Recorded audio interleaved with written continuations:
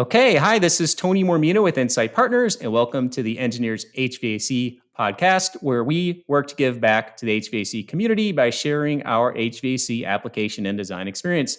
In this live recording of episode 46, our topic is Humanizing HVAC, a guide for mechanical engineers in a technical world. This podcast does qualify for PDH credits in North Carolina, South Carolina, and Georgia. Please email me and I will get you the certificate. We'll put up our email address. If you're watching this or listening to this at a later date, then check the description of this podcast and or YouTube video and my email in there. You can email me as well. Please check with your local, PE authorities, whether this qualifies in your state or not. I know all states are different. I know North Carolina, South Carolina, Georgia, and Florida, you're covered. So, okay. All right. So thank you for joining us. Our guest today is Karine Leblanc, mechanical engineer, best-selling author, international speaker, and national sales manager at iAire. Karine served on the board of directors for ASHRAE from 2014 to 2017 and holds the distinction of becoming the first female Region X director and regional chair since 1959. She is the past president of the National Speaker Association of Los Angeles chapter. She has received the ASHRAE Distinguished Service Award and John F. James International Award. Karine is a certified John Maxwell coach, trainer, and speaker, a certified behavioral analyst consultant, a heroic public speaking graduate alumni, and an e-speakers certified virtual presenter. She has also published a book called How to Be Human in a Technical World, which is available on Amazon, and we'll show you how to get that. Oh, she's got a copy right there. Ready to go. Good. Well, welcome, Karine. We're glad you're here. Thank you, Tony. So excited. Finally, I made it to your podcast. Finally. Today's a special day. Oh, man. We're honored to have you. I mean, this is really nice. So, okay. So we're glad you're here. And it's funny, we were talking about this earlier, right? So we do a lot of our presentations are technical in nature because, it's important stuff, psychrometrics, pump curves, dehumidification. It couldn't be more boring, but it is super important. So it's nice. We've kind of we're trying to do what you're trying to teach everybody, like be more human in a technical world. And I'm embarrassed to say this, but Karine reached out to me a couple of months ago and said, "Hey, I'm glad to come on your podcast." Like, well, we only teach, we're just teaching technical stuff. And I thought about it after. I was like, God, this is so why would I do this? So I felt super, super bad. So I publicly apologized for not jumping on that. So then I took the initiative and reached out to Karine and said, "Yes, come on our show, man. This is great. So we'd love to have you." So thank you for being here. You came around, Tony, so no problem. It would be a problem if you would have not changed because of a big ego or something, but actually, it made a big difference. So I'm glad that you reached out. I was like, oh, yay, finally, I made it. There's a lesson there for sure. Yeah. Yeah. Well, I'm glad you're here. So, so I thought what we talk about is, obviously the book, and maybe we could talk about what are technical skills, why are they important? Then what are human skills? Excuse me.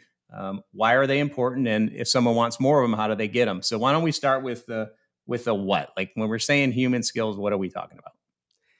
Well, basically, it's all related to emotional intelligence, right? So how I see it, I heard from a friend, Benoit Chalif, who is French Canadian, and I really like the way he explained it to me. He told me basically, when you go on a construction site and you have those big toolbox, in my mind, they're big red toolbox. So that would be your emotional intelligence. And in that toolbox, you get all the tools, and the tools are basically the human skills. So this is how I like to think of it. So the emotional intelligence requires a lot of human skills to make it work, basically. So if you have a toolbox and you don't have the tools inside, then there's no point. So this is how I like to explain it. What would I know we're going to get into this a little bit further, but what would one of the tools be? Like what would one of those be? Self-control can be, one of those tools, for example. But I think it's important to define what is emotional intelligence, right? First, it's like when I give my presentation around the ASHRAE community, that's one of the first questions that I ask. I start by saying, hey, what do you guys think is emotional intelligence? Called EQ. I think that was one of the things. So what do you think it is, Tony? What do you think emotional intelligence is? I'm going to put you on the spot. Yeah, so I don't, it's funny. I had that question down here, like EQ and emotional intelligence. So I think of it as being a grown up, maybe playing nice, getting along with others, um, being a little selfless and more for the team than for yourself. Those kind of things. Am I on track there? I hope Yeah, so. you're good. You're very good. Actually, you gave a lot more than I usually get. And in the settings, usually during the presentations, what I hear, the key word that I hear all the time is having empathy. So Mm, when I ask what is emotional intelligence, usually people are like, oh, to have empathy. And the way I like to explain it, like the correct response is basically emotional intelligence is understanding and managing the emotion within yourself and within others. So hmm first of all, you need to understand, and then once you understand it, how do you manage your emotions? And you need to start with yourself. And after you took care of yourself, what about others, the social part? mm, And one thing I want to point out is emotional intelligence is not always being in a good mood. Okay. So every lot of people right, thinking right. like, oh yeah, emotional intelligence, you have to be in a good mood. Well, that's not it. Emotional intelligence is basically knowing when the emotions show up. hmm Okay, and what to do with it, because when you think about it, we're human, we feel, it's normal, so we all have Right. those days that we freak out, or but the emotional intelligence is knowing when those emotions shows up and how you respond, how you react to those. So So that's what, acting in a different way than you're feeling sometimes, yes, or thinking, right? hey, am I Yeah. overreacting right now? Should I do that road rage? This person cut me off, should I be mad? Should I ruin my day or not? Right, right. Pausing comes to mind when I hear that. Like, my friend told me once, it's almost better, almost always, to say as little as possible in situations, especially when you're not feeling it. So Yes. anyway, good information there. So intelligent emotional intelligence. So we talked a little bit about that. Why is that important? Are we at a point where we should talk about that part? Sure. So, why is it important? If I ask you, do you know anybody that you think lacks emotional intelligence? Somebody that may be aggressive, or think that people are oversensitive, or somebody who gets in a lot of arguments, Mm-hmm. or maybe somebody you're afraid of talking because you're like, oh my God, are they going to jump today or not? It's like Mm, you're always walking on eggshell, or you have to put your white glove when you're going to go see that person. You're like, oh my God, is it a right. good day or not? Do you Or know when you somebody see like the that, Tony? when your phone rings and then your stomach is like, "Oh gosh, I gotta answer this call." Yes, Nobody I work yes. with, by the way. I'm lucky to have that. I don't have that, but I used to have some customers that, when they called, I was like, "Oosh." Yeah, so I totally understand.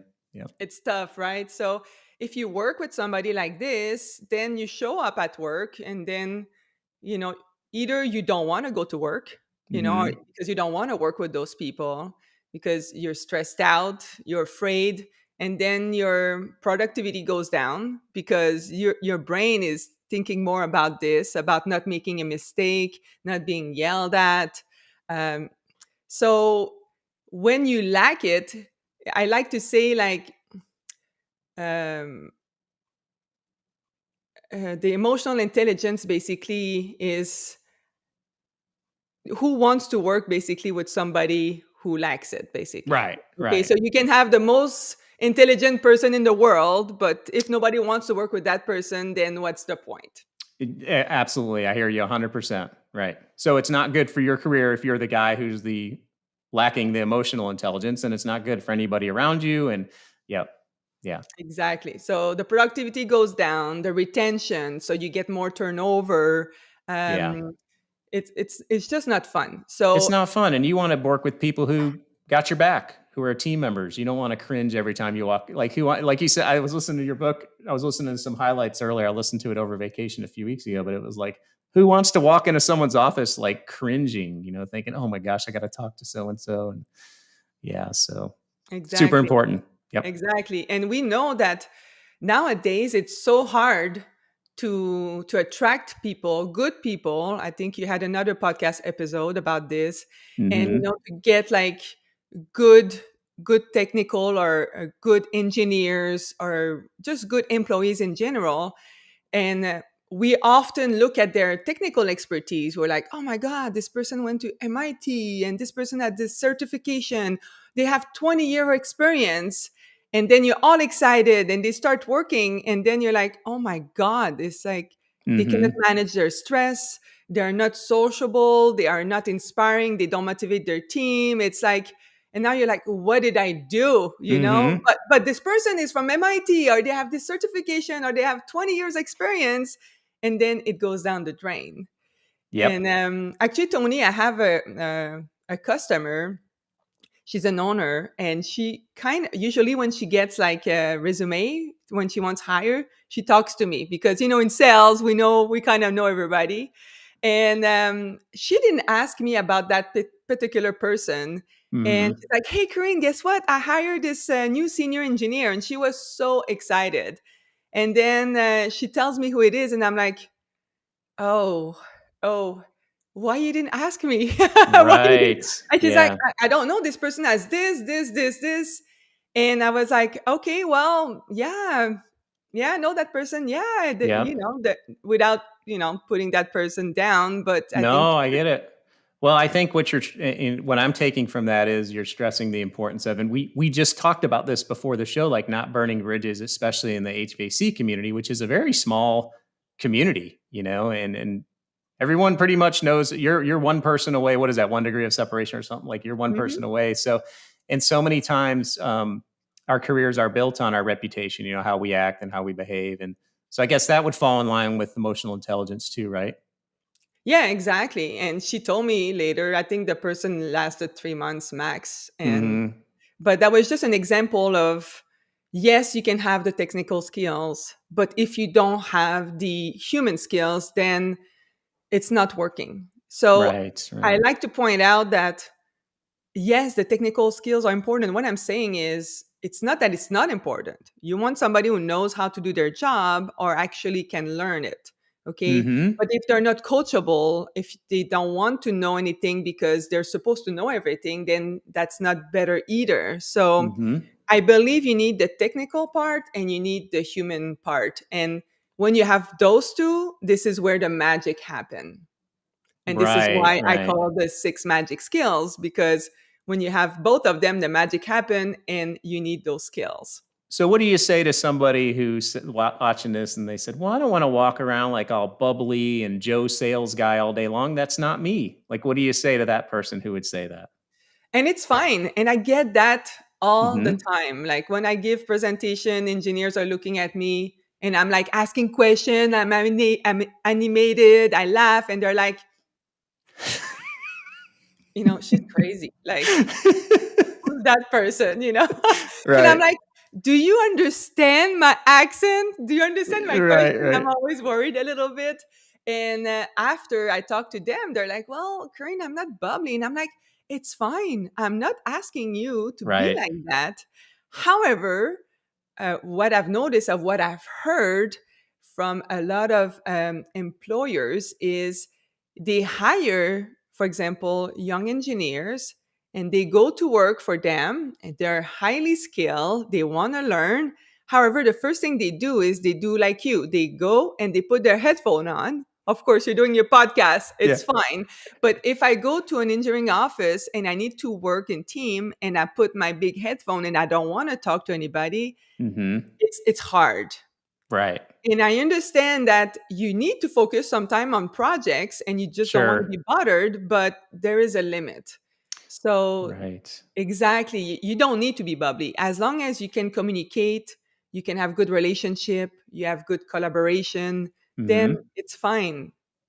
Yeah. So when you were talking, it's not like a personality change. It's more of a emotional maturity or intelligence. It reminds me of when I started in sales, and because especially when you go into sales, like there's this misperception that you have to be this party type guy and go golfing and drinking beer Mhm. and stuff like that, which is, some people are that guy. I'm a nerdy teaching guy. I'd rather go teach psychometrics than take a guy out for beers. Like that's always just been my personality. But you can do either and still be successful and still have emotion, right? Like that's what we're talking about. And I think there was an analogy once in our training early on was like, you look at comedians, right? There's the real dry, quiet.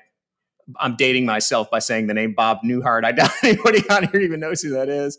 And then there's the, gregarious type who are not that. They're loud and they're outgoing, but they're both successful. Like they're both good at their crafts and good at what they do. So that kind of popped in my head when you were explaining that. So.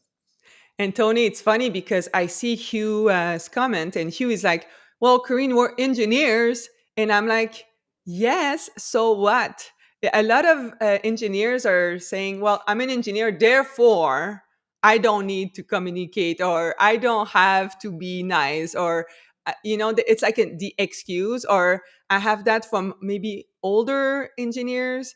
They're like, Mm-hmm. well, I'm like this. People know me like this, so they deal with me. Or even some of the employees or coworker are like, oh yeah, Joe Smith is like that, therefore we're gonna handle him. He's aggressive, or he make bad jokes, and we're just gonna, handle Right. it Right. because that's the way he is. However, I think that the advantage of the emotional intelligence is we can learn it. It's flexible. Yep. And I think we should not just put ourselves in one bucket and say, oh, well, I'm an engineer, therefore it's not that important. Or I work in construction. I did a Mm-hmm. presentation in Roanoke in Virginia, which, Mm-hmm. by the way, when I went there, I said Roanoke, and people are like, Karine, what are you talking about, Roanoke? I love it. I didn't know. So I did a presentation on emotional intelligence. And after the presentation, one of the guy came and talked to me, and he's like, Karine, I'm a contractor. If I Yep. don't put that face, if I'm not strong, if I'm not like, I don't speak loud, I feel like people don't listen to me. I feel like I don't have credibility.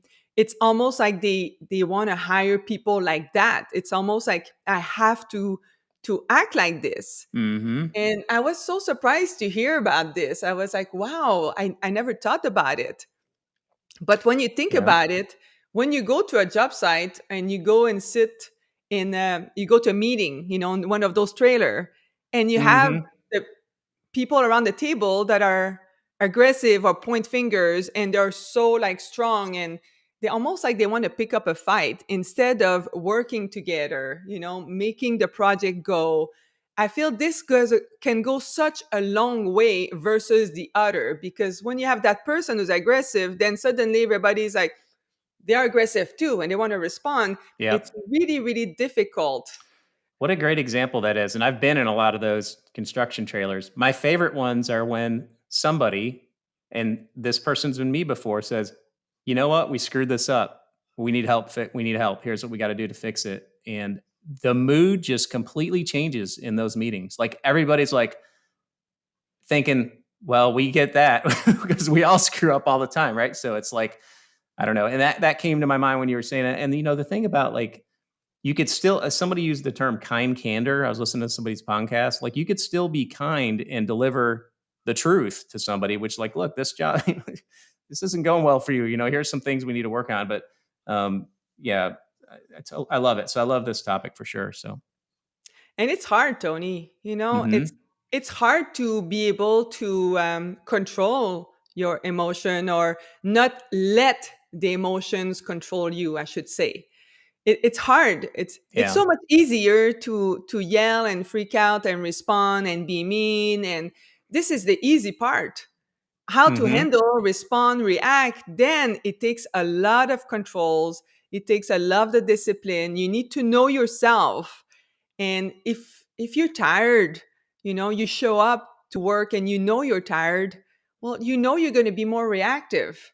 So if you Mm-hmm. know you're going to be more reactive, be calm. Talk to yourself and say, okay, well, I didn't sleep last night. So like if you go to the airport, oh my Mm-hmm. God, I feel like at the airport, everybody's sleep deprived. Therefore, everybody's like on edge. You can feel Yeah. it. Like people are more mad than usual. I don't know what you think, Tony. Yeah, for sure. And what's funny is, you'll this has been my experience. You'll get better results by being calm and in control of your emotions than you will. You'll get what you're actually trying to get when you're not doing that.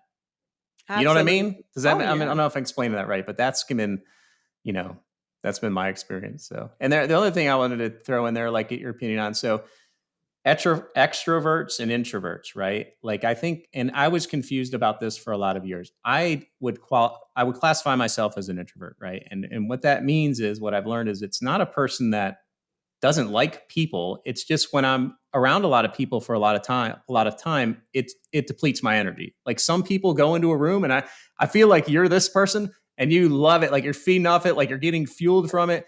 Me, I can do that, but then I want to go like to the hotel room and rest for a little. I need a nap. Like that's just, but it doesn't mean I don't like the people or want to be around them. It just costs me energy. So that's a whole different.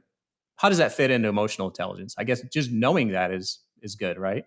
Well, that you bring a super important point. So thank you for bringing this up. You bring the most important point about emotional intelligence, which Mm-hmm. is self-awareness. Okay, knowing yourself. That's the number one. You know, for example, that you're an introvert. You Mm-hmm. know that you don't feed from energy, actually it depletes your energy. I know I feed from the crowd. However, I still need to recharge. So, Mm-hmm. knowing yourself is the most important.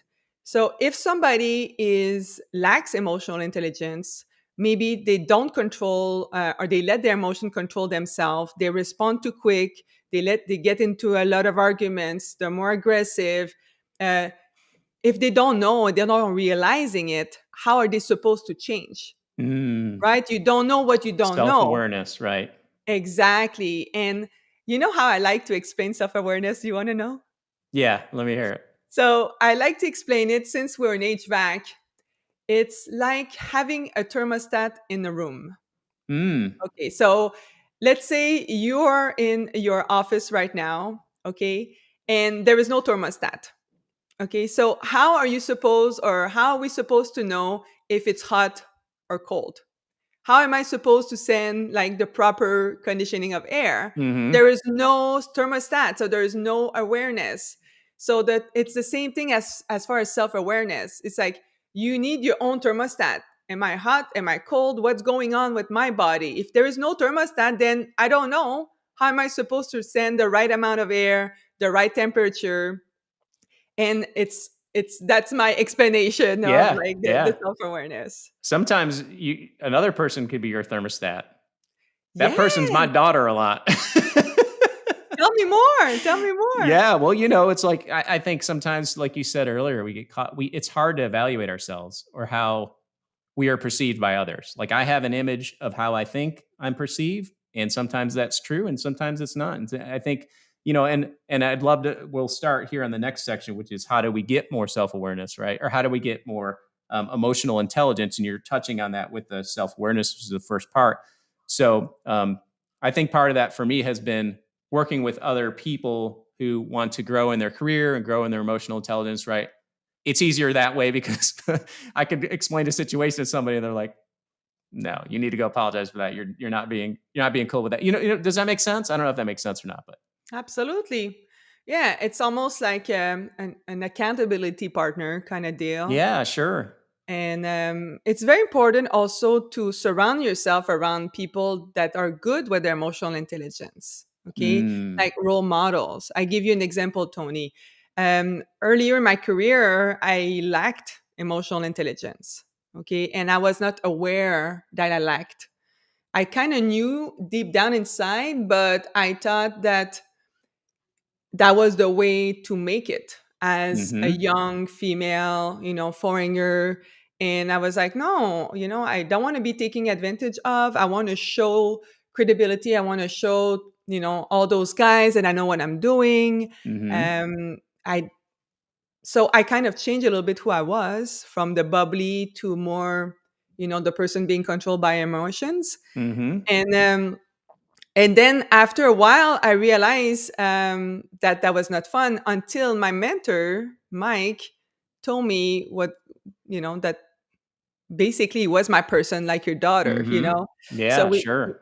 we went for lunch, and he basically told me, like, Karine, what's going on with you?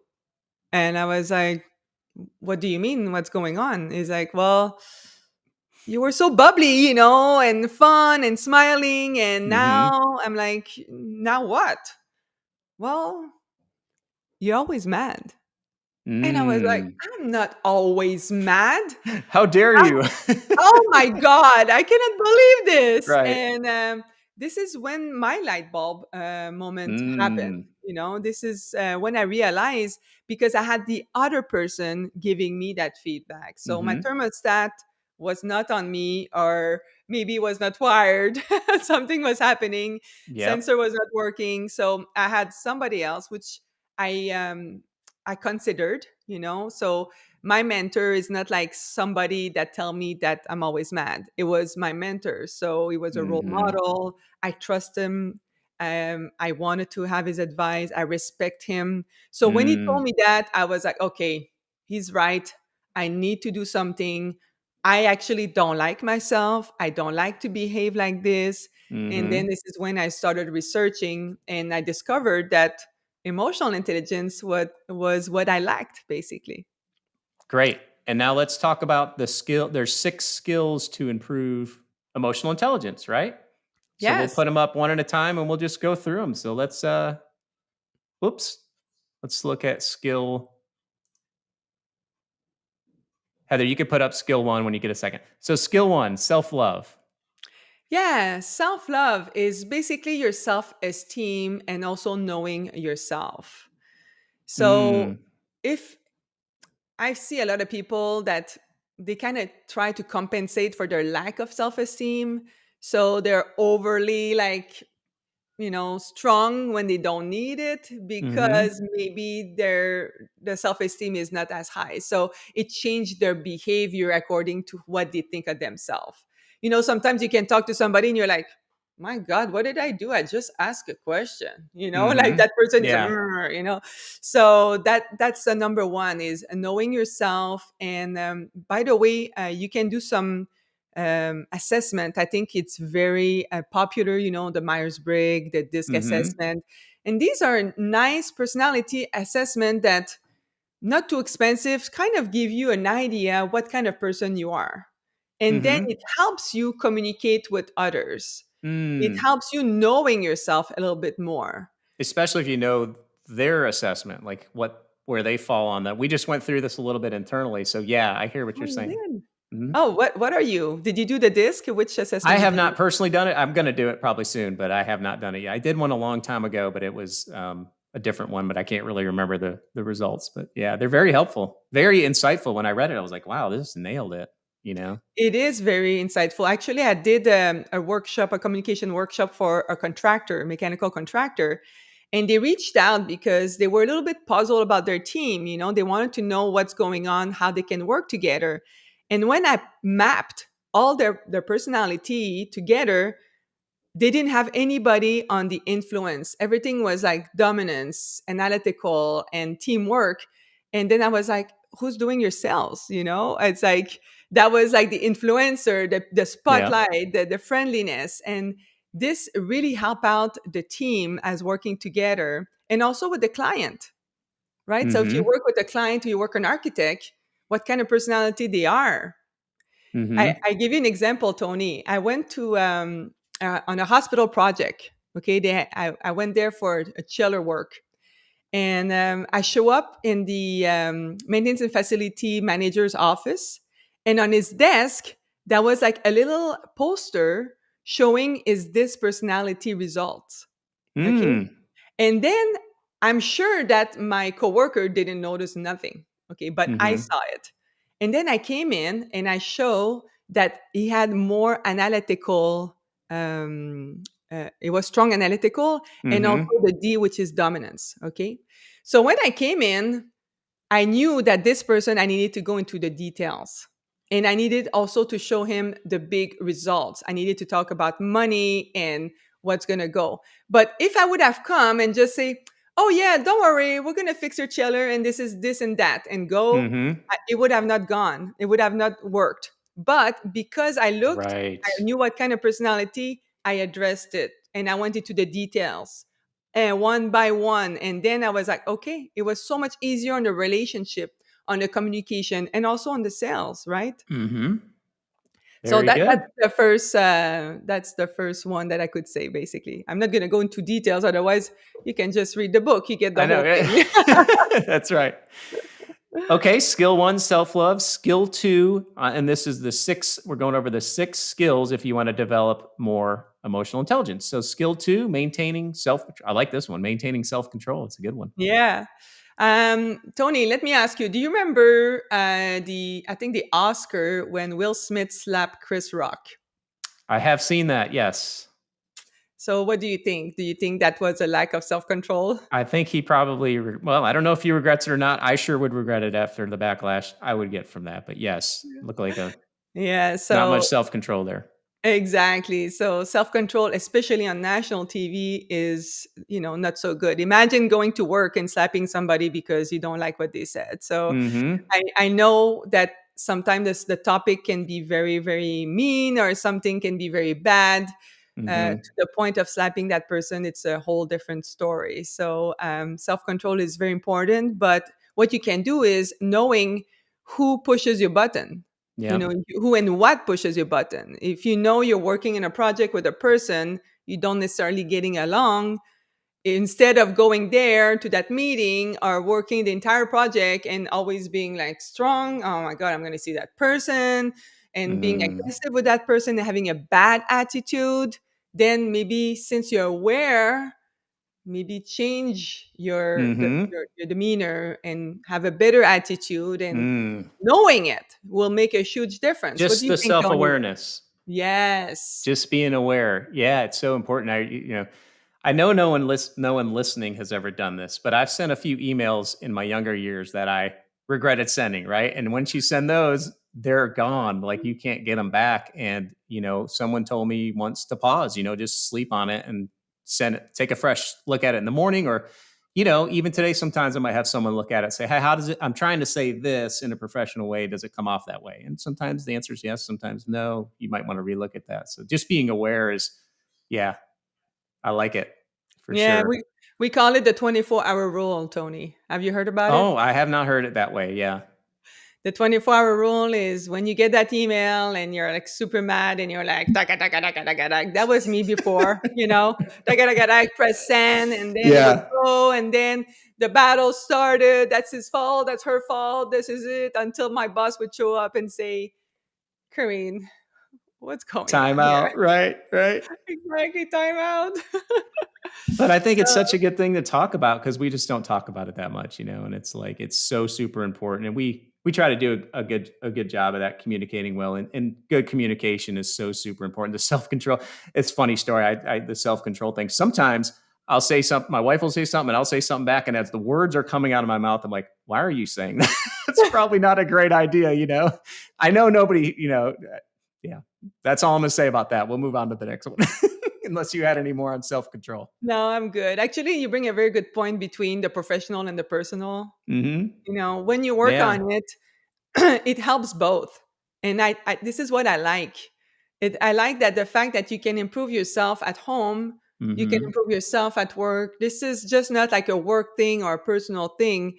It's everywhere in your life. Yeah. It makes a huge difference. So thanks for bringing this up. I appreciate that. Yeah, well, the real work's at home. It's easy at work. It's like where the real when you're at home and no one's watching, that's where you have, that's where the rubber meets the road, right? So it's like that's the true person. Yeah, so that's good. Super important. If you want to grow, you have to do it in all aspects, right? Yeah, Practice it everywhere. So yeah, very yeah. good. Okay, we're getting deep. We're getting deep into this stuff. This is good. Okay, so skill number 3, practicing self-discipline. Yes. So basically, your habit, what do you do to help yourself and control yourself, and Mhm. knowing what helps you or not. So I use a little habit tracker, about reviewing my day. Like every night I go to sleep and I do, affirmation. I also review my day. I take 1 minute. I'm like, okay, how did I behave today? Is there Mhm. anything that I could have improved? Did I say something bad? Did I see something? Did I speak up? I give you an example. Last week, I had one of the team send an email, and the email was pretty aggressive. And I Mhm. basically I called that person and says, "Hey, what's going on? Like, that I love it. email? Like, Yeah. I rewrote this email 4 times and I'm like, wow, thank God, because it came out a little strong, Yeah, right, right. I hate So to see the first version, right? exactly. Yeah. So just reviewing your day, trying to see how you're doing. The sleeping is also like super Mhm. important. So this is how I do it. Just a habit tracker to stay on it, basically. Is there a difference between discipline and routine? Is that the same thing, do you think, or what are your thoughts on that? Good question. To be disciplined or having a routine, I Kinda look think at that them as the same thing. I think the routine help being disciplined. Ah, okay. If you don't have any Yeah. routine, then it's very hard. And to be disciplined, you need willpower. And in the morning, you have all the willpower in the world. But by the end of the night, you're like, oh my God, I'm so tired. I don't feel like Oh, being nice yeah. to my kids. I don't feel being nice to my wife because they're next to me and I was nice all day. And now I have to still have my emotions in check and Mhm. react and respond correctly. And it's hard. I give you an example. My Mhm. dad is an HVAC teacher. So he's retired now, but he taught me plumbing and fire protection. It's so cute.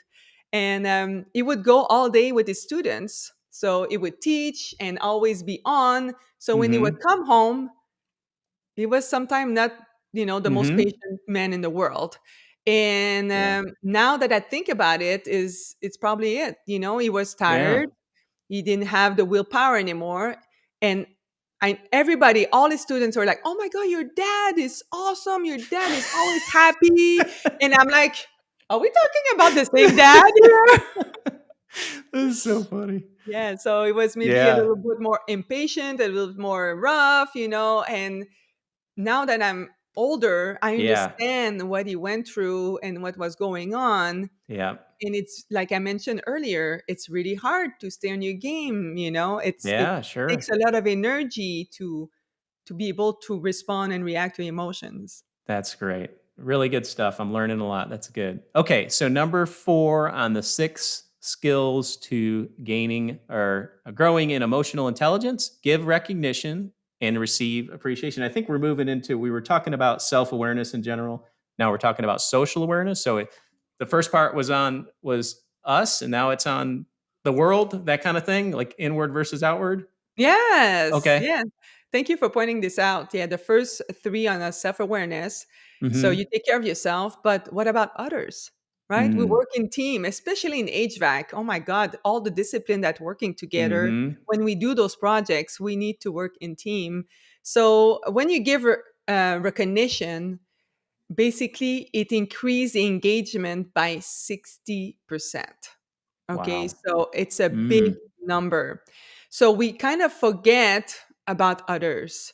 Um, I did a presentation in Toronto, I think in 2018, and after my presentation, an engineer came and he's like, "Karine, I have good self awareness, but I could care less about others.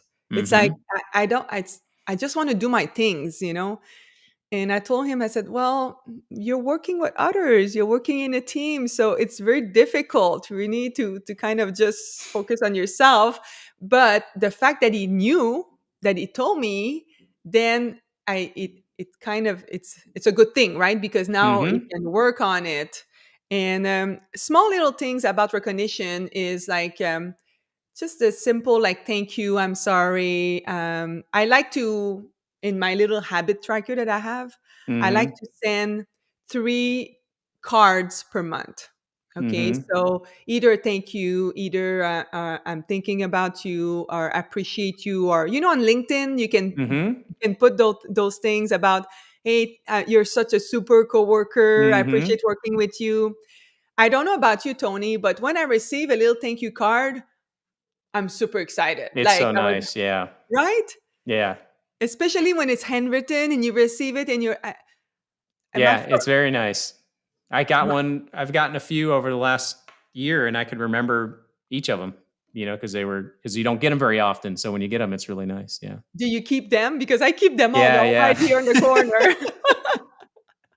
And then I'm like, Absolutely. why are we keeping those, right? But it makes a big difference. And when you work together and you receive something Yeah. like that, then you just want to work harder. Absolutely. And I have found like helping others when you can is really rewarding. Like it's really nice, and I don't walk around like a selfless guy 100% of the time, but I do try to. Like I had a meeting yesterday with somebody and we were able to help them out. And it was like, I was even went home and told my wife, wow, it was great. It was a great meeting today. Like I met with this gentleman and he's one of the VPs at our company. And, I got to help him out. And it was just such a good feeling to be able to be in a position to do that. So it's really nice for sure. My first presentation I did as an ASHRAE Distinguished Lecturer was October 2017 at the San Diego chapter. Mm-hmm. And I thought I gave a crap presentation because, my standards are very high. I want to be Yep. perfect, not good enough. That's one of my limiting beliefs.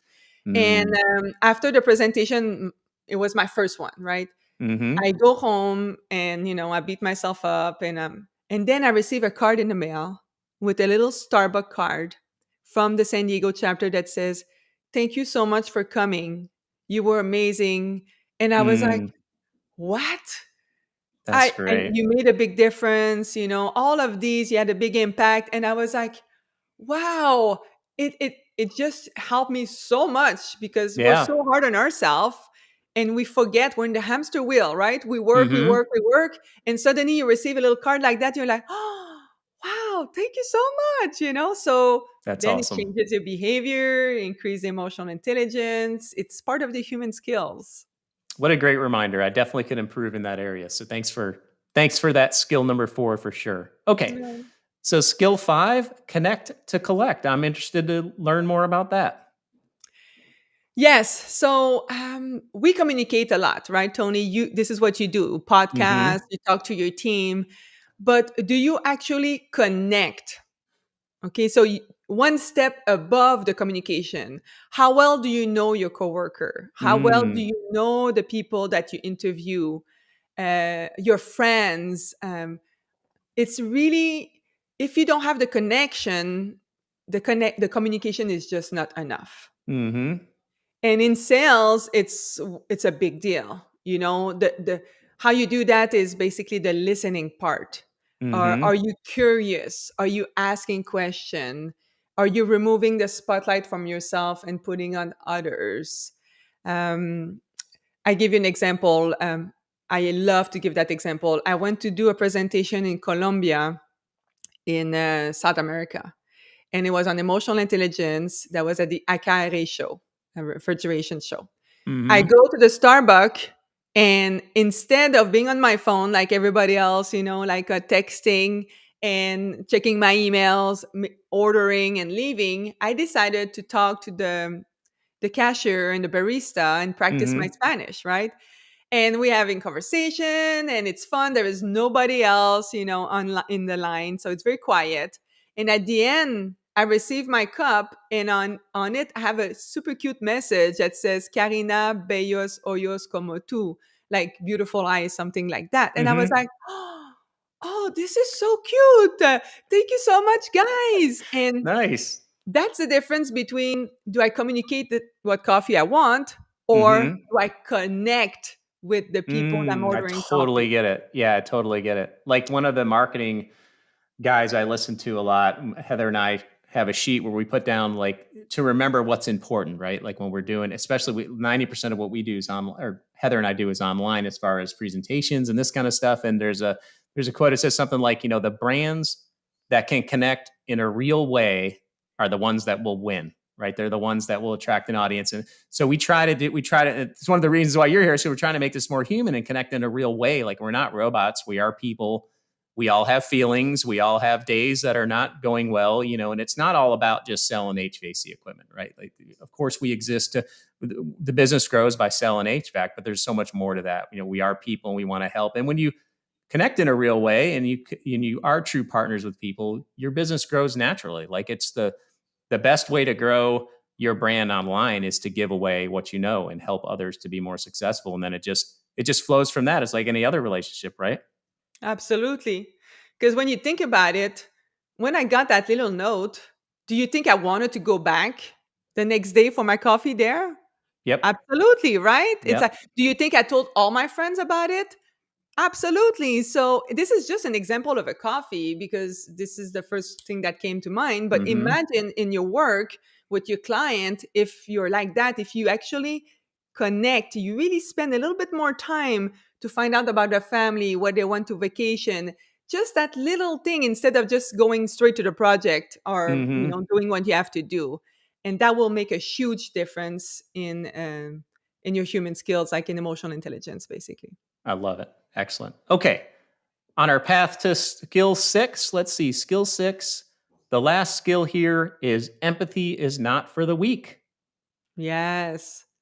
You said it earlier a little bit about putting yourself in others' shoe, right, Tony? Mm-hmm. Yeah. So empathy is like super important, and uh, I think we have a tendency to kind of be harsh on others. If I know I was like, oh, this person, always arrived to work late, or you know, Mm-hmm. or even with the reviews.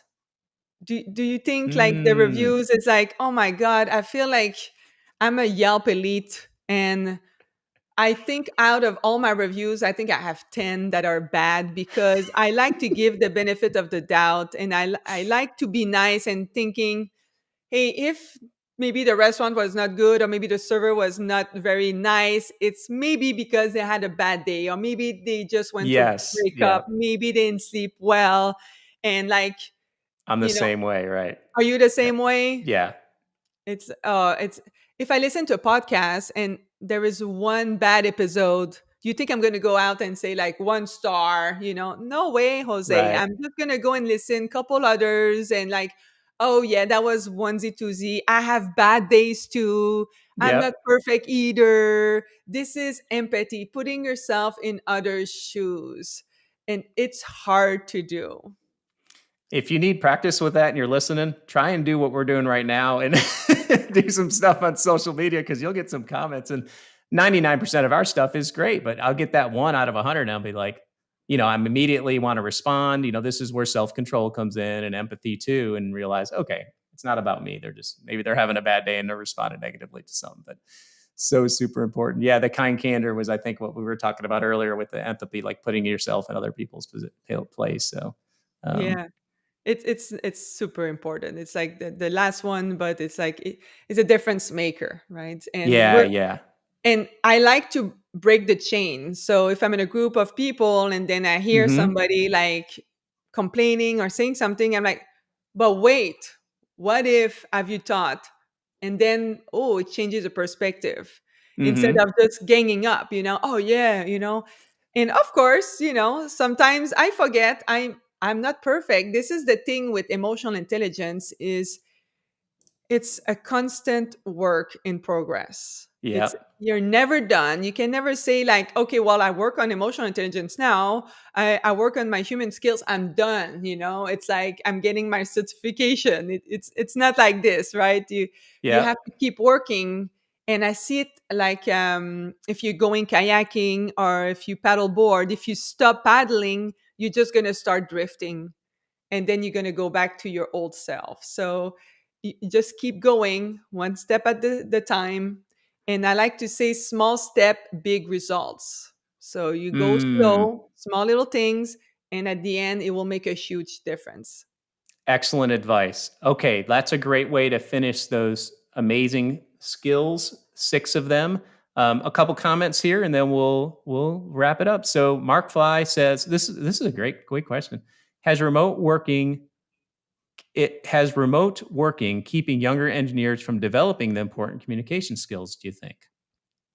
Oh, it's a good question, Mark. The less interaction, well, of course, it makes a big difference. You don't have to work so hard.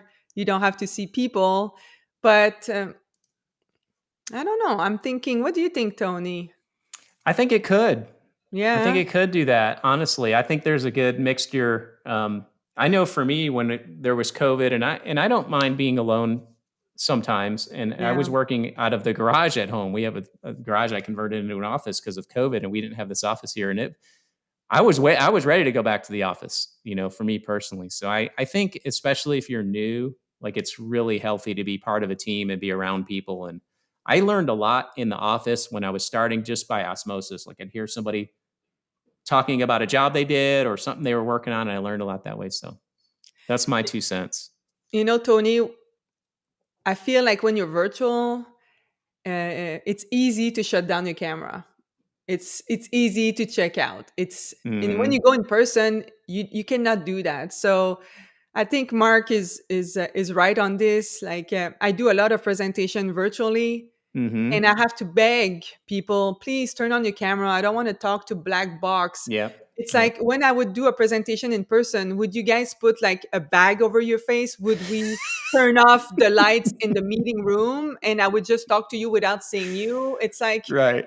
it's the same exact thing. I'm doing a training, I'm doing a lunch and Yeah. learn. I'm like, why would you guys act like that? It's the same thing. And what if you would have to give the training? What if you did talk and do a presentation in front of architect or an owner and they would all shut down their camera? If they would not say anything, not respond, how would you feel? It's so tough. So Yeah. it makes it easier. It makes it like for everybody to kind of, oh, I don't care. I'm going to shut down and everybody's doing it. So Yep. Yep. if you are one of those, think about it. It's very Yeah. Yeah. difficult for the person doing it. And It's a so, lot more fun when there's engagement. That's why we like doing a lot of these online live because there's a lot more engagement. But I totally could relate to the sitting there staring at the screen like, "Hello, is anyone there? Can I get some feedback?" And then you might yeah. hear a, "Yeah, we're here." Good job, Yeah. Tony. I really love that you do that online. I like the platform you use. I love how interactive you are, how you switch things, you make it interesting. So good job. You're No, doing thank great. you. No, we appreciate it. And Cody says being vulnerable is human. Definitely a way to humanize the HVAC industry. I think that's a great comment. Thank you, Cody. And Jimmy Hunt, our one of our guys down there in Greenville, says one of the engineering firms he works with used to have specific color coded name tags that indicated the type of personality he had, so you can relate to them more effectively. Pretty cool Very idea. good. There is an engineering office in LA as well that does that. You go to their cubicle and there is like a little post and shows what kind of personality they are. So when you go talk to them, you know exactly how to engage with them. Very good. Okay, excellent. What a great show. What a great podcast. What an amazing guest. I hope you'll come back. Why don't you tell folks how they can get your book and connect with you? And before you do that, if you have to go, please like and share this video. That would be great. Comment if you want. And if you're watching this in the future, all of Karine's information will be in the description of this podcast. It'll also be on YouTube as a video. You can just look down in the description there if you want to connect with Karine or Insight Partners or get her book or anything like that. So, Karine, talk a little bit about your book and your podcast or how else they can connect with you, and then we'll wrap it up. Yes. So thank you so much, Tony, for giving me the opportunity. Uh, like we said before, we help each other. The HVC is a small industry. So I wrote this book. I published it in January 2022. So it's been a year and a half now. Super excited. You can get it on Amazon. And if you don't really like to read, I also have the Audible version. And the Audible version is read by me. And I have like a little uh what is it, like a little something that says, please be careful if you purchase this Audible. It's my accent, you may not understand every word, I tried Uh, my best. And actually Tony is listening to it, so it's available ebook, on paper, Audible, on Amazon. And I basically wrote that book because I wanted to have a bigger impact. I wanted to tell my mm-hmm. story. I was once, didn't have very good emotional intelligence. I went through a big transformation. And in the book, you will listen or read a lot of my stories of how I was, how I became. I'm still working on it. And you have a bigger impact by a book than just by doing conferences and presentations. So Mm-hmm. I did over 100 presentation. I do about 20 a year, but there's so many people per presentation. With the book, you just have a bigger impact, so a bigger legacy. So thank you so much, Tony, for giving me the opportunity for that. Very important. Super, super glad you came. Thanks, Karine. We really, really appreciate it. Thank you. And if you could stick around, you and I will hang out in the back room. We'll put the timer on here for a few minutes, then we'll hook back up. And thank you all so much for watching. Please like this, share it, connect with us, and thank you so much for supporting us and your help. We appreciate it. Karine, I'll see you in a minute. Thank you. Yay. Thank you, everyone.